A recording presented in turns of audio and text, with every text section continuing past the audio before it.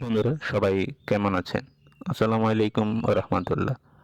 আজ আপনাদের সামনে পবিত্র কোরআনের 5টি ভালো লাগার মতো আয়াত উপস্থাপন করছি। ভিডিওটি কেমন লাগলো অবশ্যই কমেন্ট করে জানাবেন। ইউটিউব চ্যানেলে সাবস্ক্রাইব এবং ফেসবুক পেজে ফলো মাস্ট। চলুন ভিডিওটি শুরু করা যাক।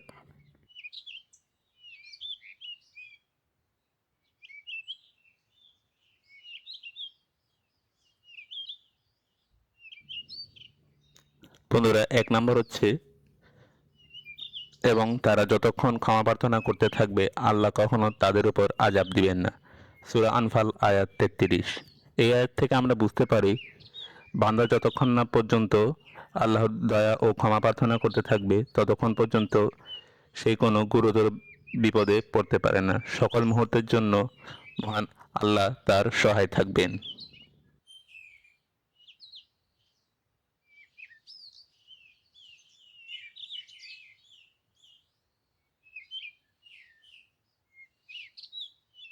বন্ধুরা 2 নম্বরটি হচ্ছে তিনি নবমণ্ডল ও ভূমণ্ডলকে যথাযথভাবে সৃষ্টি করেছেন এবং তাদের আকৃতি দান করেছেন অথবা সুন্দর করেছেন তাদের আকৃতি।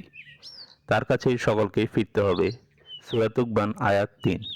এখানে আল্লাহ মানুষকে সুন্দরতম আকৃতিতে তৈরি তৈরি করেছেন এবং তার কাছে ফিরে যাওয়ার কথা ঘোষণা করেছেন।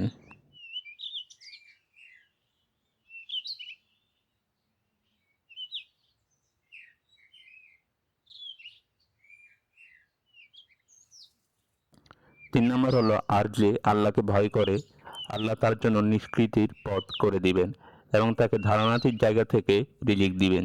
যে ব্যক্তি আল্লাহর উপর ভরসা করে তার জন্য মহান আল্লাহই যথেষ্ট। আল্লাহ তার উপর নির্ভরকারী ব্যক্তিকে এই আয়াতে সুসংবাদ দিচ্ছেন যে তার জন্য তিনি যথেষ্ট। বান্দা যখন এক আল্লাহর উপর নির্ভর করে তখন দুনিয়া ও সকল বিপদ আপদ দুশ্চিন্তা থেকে সে নিশ্চিত হয়ে যায়। সূরা আলাক আয়াত 2 থেকে 3।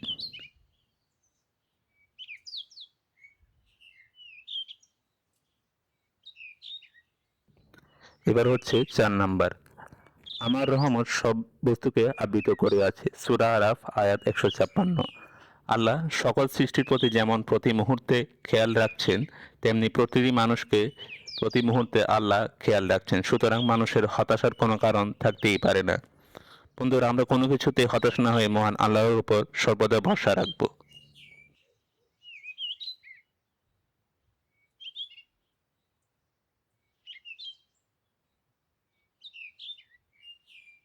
বন্ধুরা সর্বশেষ হচ্ছে 5 নাম্বার, আল্লাহ কাউকে তার সাধ্যাতীত কোনো কাজের ভার দেন না। সূরা বাকারা আয়াত 286। মানুষকে আল্লাপাক যে পরিস্থিতি রাখুন না কেন মানুষ যদি সহনশীলতার সাথে সামনে অগ্রসর হয় তবে কোনো কিছুই তার সামনে বাধা হয়ে দাঁড়াতে পারে না।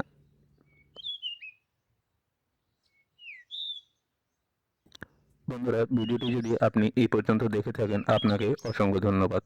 মহান আল্লাহ রাব্বুল আলামিন আপনাকে উত্তম প্রতিদান দান করুক। আমিন।